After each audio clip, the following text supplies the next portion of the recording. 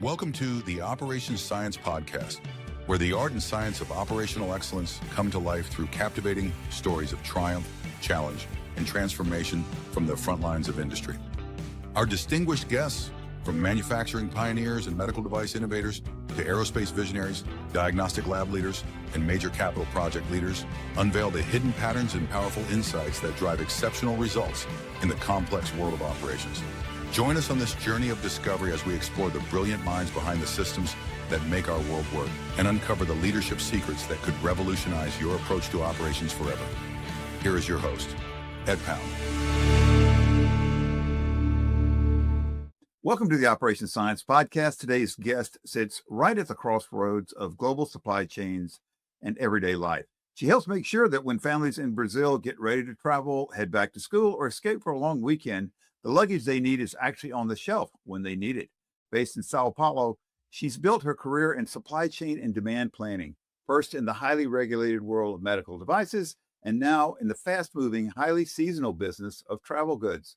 Her work spans importation from plants in China, Europe, and the U.S., navigating exchange rate swings, long international lead times, and the very real variability that comes with the Brazilian market. Please welcome to the Operations Science Podcast, Vitoria Vellani. Hi, good, Doug. Thank you for having me. Oh, it's a pleasure. So what's your day-to-day life look like in your job in Sao Paulo? Okay, so I'm operation analysis. So what I do is make sure that we have the products here in Brazil. And my main goal here is to support the team with importation. So basically, everything that between purchasing the goods until they are here at our warehouse is my responsibility alongside with my manager.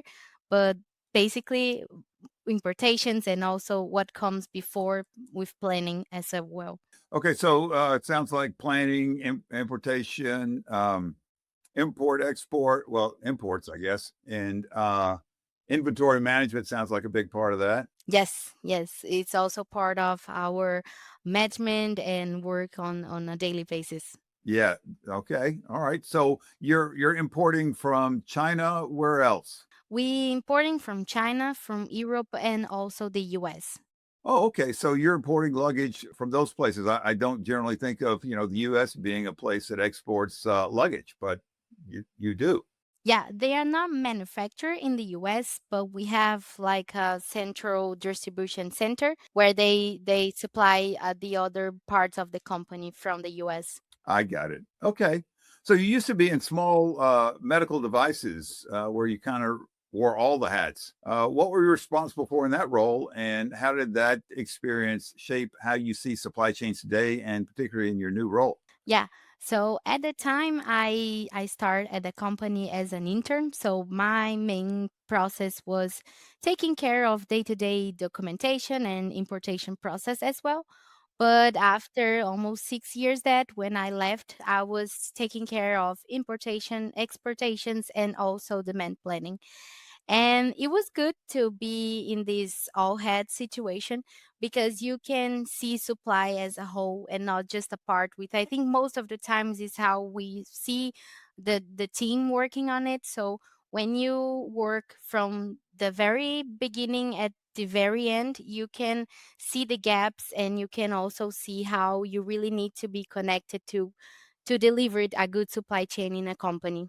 Yeah, I agree. I think that's great experience. So often in large corporations, you're kind of focused on one particular area. I mean, there's a whole group that they do just maybe demand planning or something.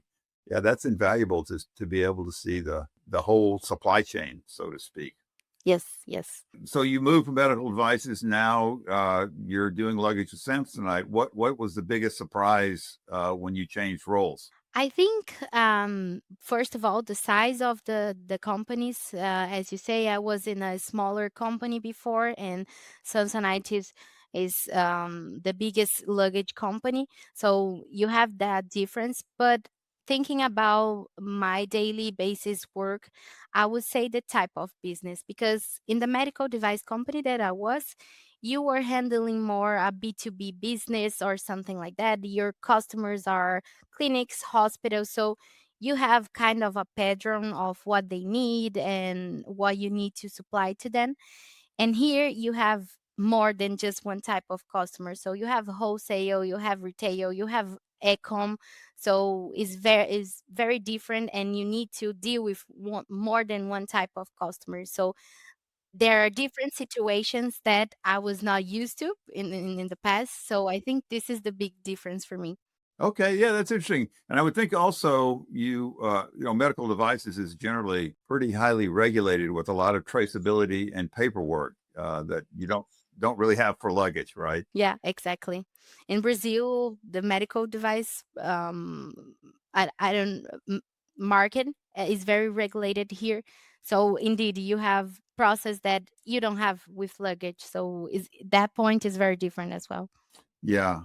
But you exchange that then for another, I guess a detail, which is all the variability in customers. So that sounds like a good challenge to move into.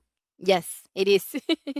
Excellent. So let's talk about currency. Uh, you're importing, you're dealing with global currency and macro changes. How do exchange rate swings and global events show up in your day-to-day planning decisions? um, there are things that I believe we can predict, and you can put on your planning when you're doing. For example, you have already high peaks, for example, from from China.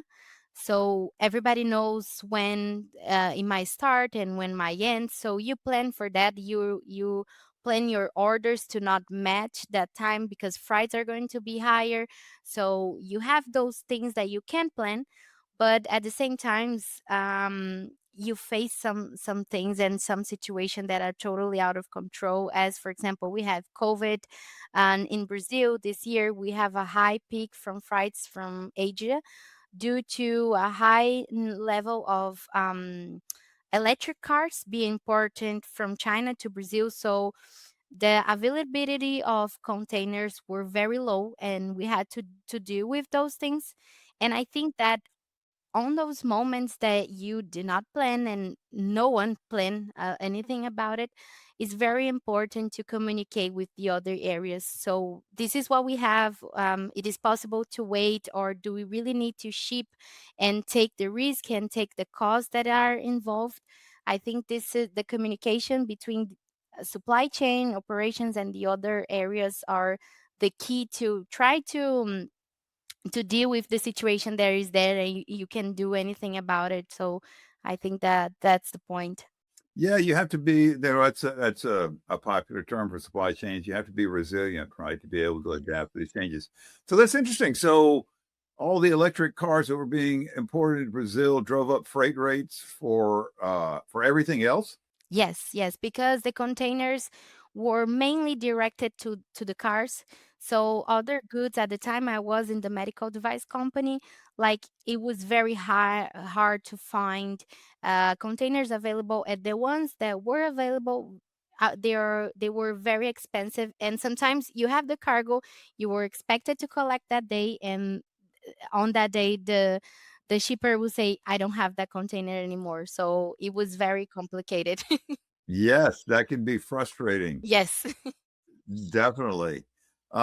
So lead times, this means, of course, this contributes to variability in lead times. So when you're planning imports, do you try and order early, or is that something? Can you, for instance, air freight? Do you ever air freight luggage? That would seem like an expensive option. How do you manage the trade-off between ordering early versus having too much inventory?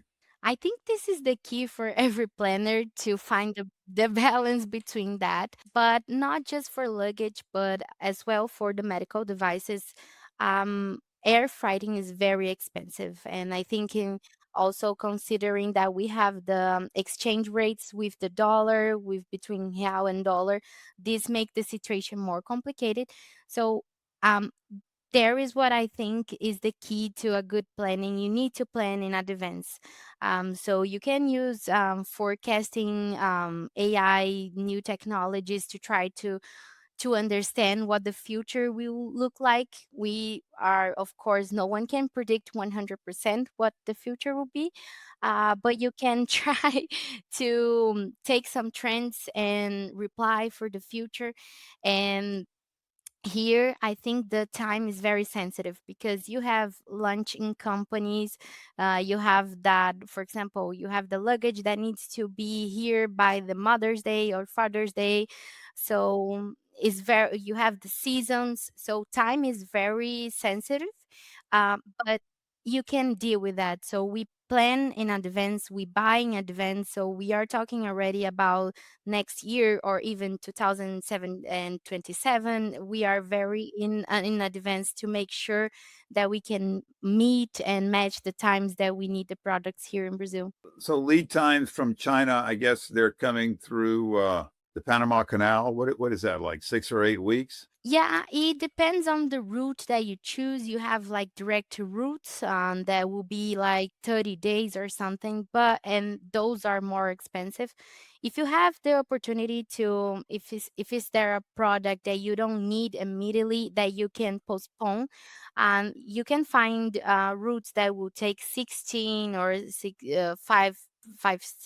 or something. So it really depends on your demand, but I would say that at least 30 to 35 days. And but you mentioned earlier that you're also importing from the U.S. That would be a shorter lead time, right? Yes, basically every route had those options where, for example, we are closer to the US, but you can choose like roads that have more stops in the way, and that will be cheaper, but your lead time, of course, will be longer. Okay. Yeah. Oh, sure. Those and that's that variability that you have to deal with. You know, the forecasting, as you said, there are two laws of forecasting operations in operations science, two primary laws. The first law is the forecast is always wrong, and the second law is the forecast will always change. So you're always dealing with variability, and certainly, as you know, in inventory, it's just you have to decide what range of variability you're going to try and accommodate. So when you're looking at this, what kind of data and reports or do you rely on when you're looking at your decisions? Are you working with sales? Are you looking at demand history? How does that work for you? I think this is something that I learned through the years in the other company as well. I think that having a mix of past data history and also a good feeling from sales is very important because you can look at the data, but you also need to hear what is happening now. Things might change, so you need to. I think that is very important to look to the past because, as I say, there are things that are trends. Like by the end of the year, the very most likely you have more sales because you have Christmas, you have people traveling, so very likely your sales will be better. But at the same time, you have some moments that are not expected. So this is why you also need to be in contact and I think have a good relation with the sales and marketing team as well. So me personally, I like to mix past data with also forecasting with other teams. I think this is a good way to try to forecast and predict what we will have in the future. Indeed, I think that's wise. I mean, unless you know something, you know, special is going to happen, like COVID, which of course nobody knows. My experience has been history doesn't change that much from what's in the future, and so just taking the historical forecast and using that for the future forecast is pretty easy, and it a lot of times is pretty accurate. Yes, I agree. Yeah, so that sounds like you're doing the same thing. You mentioned that you have external providers, so contractors who do your physical inventory, and you go. I think last time we talked, you were heading out to one of the sites to work with those folks. Are they monitoring inventory accuracy, and are you taking that into account when you're planning? How does that work for you? Yeah, we need to take those into account. And I think in let's say theoretical world, having those inventories close to another, like in the short time as possible, will be the best, because you kind of track and find the mistakes on the way. But I know that it's very hard to have those inventory so close, and because it will take the time and will take the money to do so. But having a good accuracy, I think, is very important for every company, because if you are seeing a number and that number is not correct, you are probably be ordering wrong. So if for less or for much, for more, I think this is very complicated, because if I say that I have something in stock and in reality I don't have, I'm seeing and I say I don't need to purchase that, but in fact you need. So having a good accuracy on inventory, I think, is very important. And here we have, as you say, external provider that support us. But checking this accuracy and working after it is the operation and supply chain team kind of duty. But at the same time, we also need to work with sales to understand why we have those difference, if it's something that is not maybe clear for the team in the store, or if it's a process that at the warehouse is not going very well. I think that again is very important to have those communications with the other teams to make sure that we are in all in the same path. Well, initially I was shocked, but now I'm just, continually surprised about companies that don't monitor inventory accuracy. And it just it's one of the simple things to do. And because it's so simple, I don't know, people tend to think, oh, just because we do, accounting surveys once or twice a year, because we have to do that for accounting, that gives us our inventory accuracy. And that just not does not do it. And as you mentioned, all those things go wrong. You order stuff that you don't need because you have stuff and you don't know it, or you don't order stuff, uh, but you need it and you don't know it. So yeah, well, I'm glad to hear. It sounds like you have the appropriate emphasis placed on inventory accuracy. Are you responsible for inventory at the store, at the end customer? I don't know what the big box stores are in Sao Paulo, but are you monitoring that inventory, or is it just in your warehouse? We are also checking the stocks and inventory for our own stores. We also have the franchise. Yeah, so for that we don't monitor. But for our own stores, yeah, this is under our control as well. Well, one of the things Operation Science shows is that it actually can be better for the manufacturer to take responsibility for the inventory in the stores, because then you can see the whole picture and you can kind of pool that variability. But sounds like that's not something that you are looking at the moment. So, where do you see the biggest opportunities to bring additional structure into your demand planning process? I mean, do you need better forecasting? You feel good about the way you calculate safety stock or expedite rules? Confident in all that? Yeah, I think here we have a really good process in general. But again, I think in general and by the other experience that I have, I would say that most of the times, safety stock is complicated sometimes to define. It is not. I don't believe this is just supply chain call to say. I think again it's very important to have the connections with the other areas to define. Of course, by the end of the day, the quantity will very likely be defined by the operations.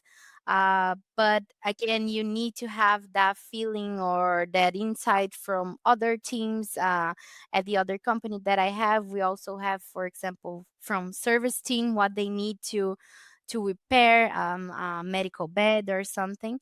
And also, I think the when to expedite or when to wait is something complicated most of the times. The rules are not always very clear, and I think that at least I here in Brazil, sometimes it's very hard to connect the team at the office and the team that are working in the warehouse. Sometimes the rules between those two are not very clear. So I think that, let's say, in general, with the experience that I have, those two topics are something that we can improve here. Okay, so when you're doing planning, and you mentioned coordinating with other teams like sales, does the company now have a central group that does planning and manages inventory for the entire company? Or does each, for instance, country manage their own inventory, or is it some other grouping that's used to manage inventory? Every country deal with their own inventory. So here we have the supply chain team working with that, and we have, of course, SNOP meetings that help it with those visions. But every country have their own work, and then we have a manager, a country manager that take look for everyone and and do like the purchase as a Latam group and not just as Brazil, as I don't know, Argentina. So every country have their own work, but at the end of the day is sometimes a regional number. Okay, yeah, that makes sense. Um, So what about AI? I have to talk about AI, right? It's on everybody's mind. Does Are you guys using AI for planning? Are you thinking about it? What's going on with that right now? Yeah, so we have like a program for forecasting. So is I think is basically what everyone is in planning needed. So the AI take the information from the past, and you can input some trends or something that you know will happen in the future and did not happen in the past, and they will show you what very likely will be your forecast. And I think this is very interesting. I think this is a good part from AI and technology as well, that you can use. And it's nice to see that it's working. So when sometimes we look at the forecast that we had that was predicted by the AI, and then we take a look at what actually happened, is very close. So I think, yeah, this is very interesting, and it makes our job easier, and because you can focus on other things that are very important. When you don't have those facilities, you have to do like a very manual work, and you take your time and you cannot focus on other things that are very important as well. Yeah, that's interesting. I mean, AI, it does it for me in my, everyday life when I'm working. It just enables you to do things quicker. Like if you're writing up a list of questions for the podcast, you can use AI and just edit those questions rather than, starting from scratch and add whatever ones you want. There are a lot of different benefits to it. Do you measure the forecast accuracy? Are you using that at all? You do? Yes, yes, we measure, and that's the good part when you see that what we were predicting is very close to reality. So is I think this is a good metric to make sure that we are in the right path, or maybe if we are not, you can see that this is not working. We need to check it again. We need to change where we are going. So I think this is very important to trace. Yeah, absolutely. And a lot of businesses, your forecasts are all over the place. You just don't know. And the and operations science, the approach to that is rather than trying to understand exactly what one number, focus on a range. And then because you have that range of variability, you can use that to determine optimal inventory levels. Uh, is that similar to what you're doing? Yes, yes, it's very similar. I think everyone is kind of the same way when we were talking about planning. Like everyone is trying to get in the same way. So yeah, we are very, very close to that.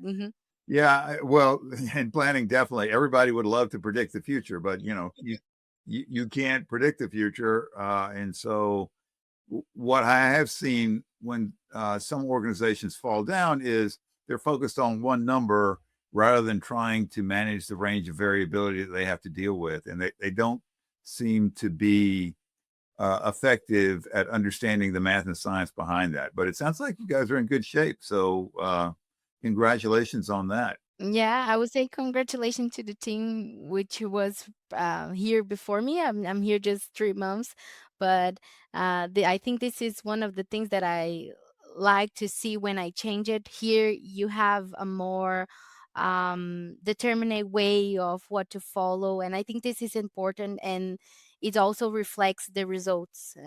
Sometimes planning is not taking into account into the company's work day to day, but I think it makes a big difference to properly do it.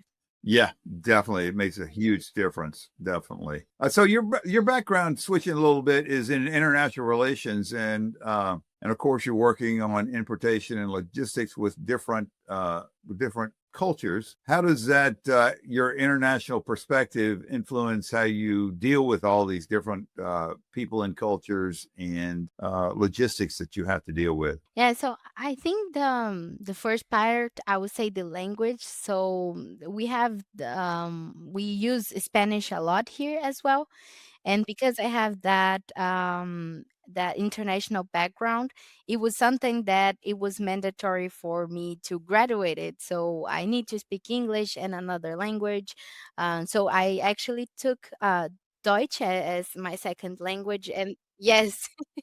And then when I started working, most of the companies here in Brazil work as regional situation, but more as a Latam way. So we are more connected to for with countries that speak Spanish. So I had to go into classes of Spanish as well.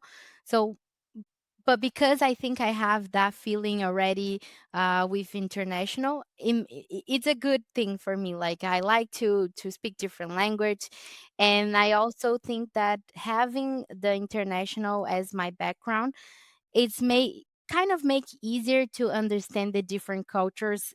We need to understand that not every work in the same way as we do. You have different cultures, you have different ways of working, and you need to deal with them, and you need to be patient. And I think that is where my background comes to my day to day work. Yeah, definitely. It's interesting. I talk to people from all over the world on the podcast, and that's a common theme is, people work differently in different cultures, and expecting them, to do the same things that you do, just tends to be cause problems if that's what you expect. Yes. Okay, so you mentioned supporting colleagues who handle metrics like inventory and accuracy and on-time delivery. What are the other KPIs or measures that you think best reflect supply chain health and help you do your job? I think that is very for us when we talk about importation. It's very important to track if the providers are making the products available on time, if the shippers are on the time with the transit time as well. I think those are important KPIs to keep on a supply chain level, because sometimes you have to deliver something, you have to keep the other teams informed about where the materials are, what happened. So sometimes there are things that go out of our control, the other suppliers control. So I think having those measures as well, and to be in touch with the providers to make sure that the dates that we are expecting are being accomplishment. I think this is very important. Thinking more into a importation way. And as I say, regarding demand, I think that making sure that the forecast and our purchases are correct, so we are not purchasing too much for something that we don't need, as well that we are not having any lack of stock for something that we need. So I think those tracers are very important.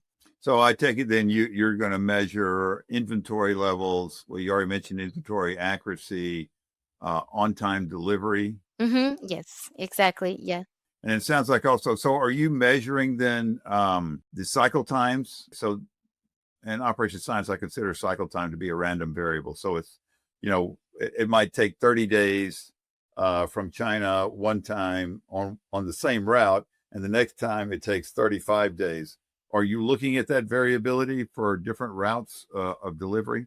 We are more into tracking in general, not into cycles, let's say like that. So into general, if we are considering the same time. So we have, for example, here in Brazil, a problem with ports capacity. So sometimes the ship arrive here and there is no space for them to track. So those are things that are some out of our control, of shipper control.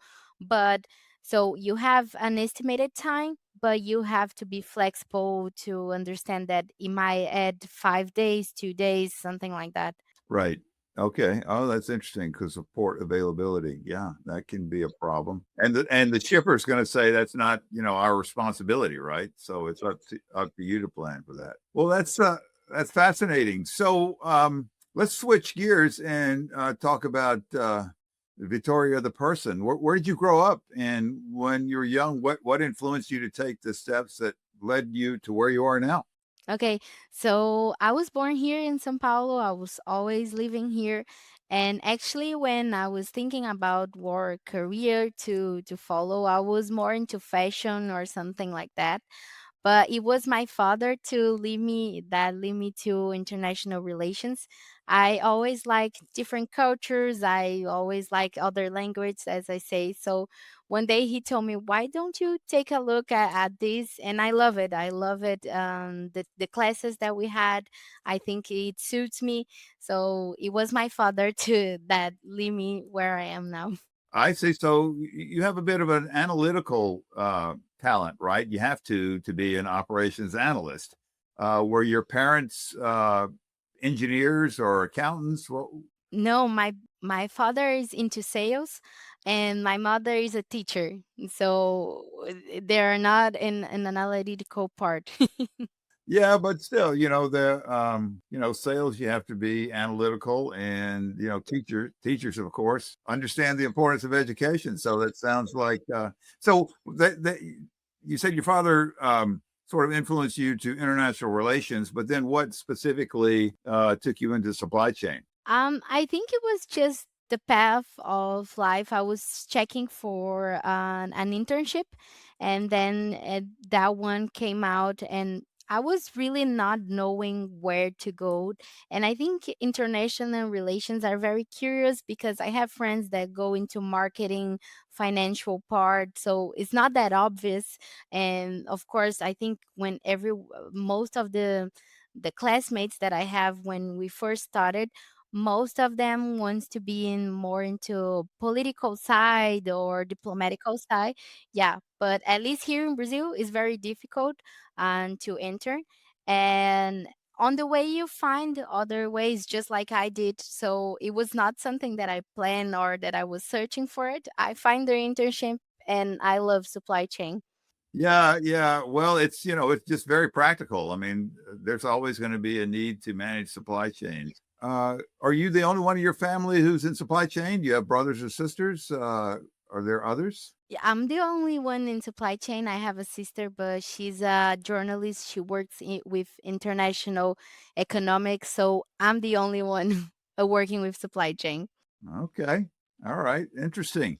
So, what's the best piece of career advice that you've ever received? I know this is might sound like kind of odd, but I think believe in yourself. Sometimes I think that we do a work and we do our everyday activities, and you forget that you are capable of other things, or start to doubting yourself. So I was part of a mentorship program last year, and I think this is an advice from my mentor that you need to believe in yourself, you need to believe in your work, and sometimes we forget, and this is part of everyone. I know that is not just me, but we are in so much rush with everything that we forgot we are good in certain things, that we need to believe in ourselves. That's great advice. Absolutely. And you mentioned you had a mentor. I always tell. 'Cause occasionally I will talk with friends, children who are going into engineering or they're going in supply chain, and their parents will say, "Why don't you talk to them because you know something a little bit about that area?" And I'm happy to. And I always tell them, when you're looking at your first company, it's always good to go somewhere where they have a good training program. I mean, it's nice to be in the excitement of a startup, but it's also good to, at least for a few years, have somebody to show you the rope. And it sounds like you had a good mentor to do that for you. Yeah.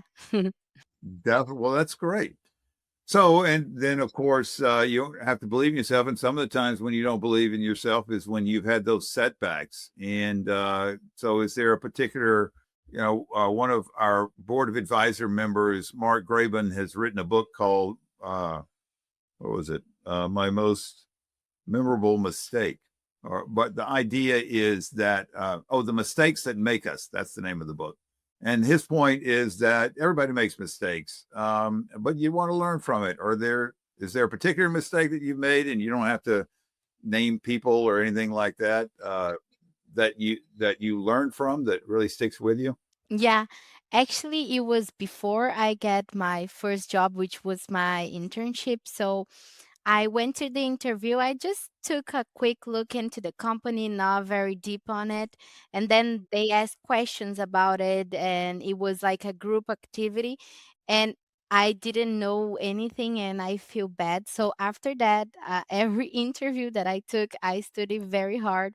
And when I first went to the company that was before here, I took a look on everything on the site. And when I was at the interview, I said a lot of things. And when I start working, that the two guys that interview me, they say, you say some things that even us didn't know. So it was something that make my interview change. So ever since every interview that I took, I really do like deep digging on the site, on everything. And I think that sometimes you need to find something that stood up you from every other candidate that you are on that. So that was a mistake that I regretted, because I feel bad that I didn't know anything, and that changed me for every other interview that I took. Yeah, that's a good mistake to learn from. Be prepared. Yeah, definitely. Awesome. Well, listen, Victoria, it's been wonderful talking with you. You've got great insights. It sounds like you're well on your way in your career, and I appreciate you being on the podcast. Thank you, Eddie. Thank you so much for having me, for giving me this space. It's been a pleasure. Absolutely. And it's that time of the year. Wish you Merry Christmas and Happy Holidays. I wish you as well, and everyone that is watching. Thank you very much. All right. Thanks. Take care. Thank you. The Operations Science podcast requires more than a conversation. It takes action, research, and collective wisdom. If today's episode resonated with you, we'd love to hear your insights. Join the conversation and help us shape the future together. Join the Operations Science Institute at opscience.org. We'll be back with more stories, strategies, and real-world solutions that are making a difference for everyone. In the meantime, be sure to subscribe, rate, write a review, and share it with someone you think would benefit from it too. Thanks for listening, and see you on the next episode. The views expressed by our guests are their own and do not represent their company's views unless specifically stated as such.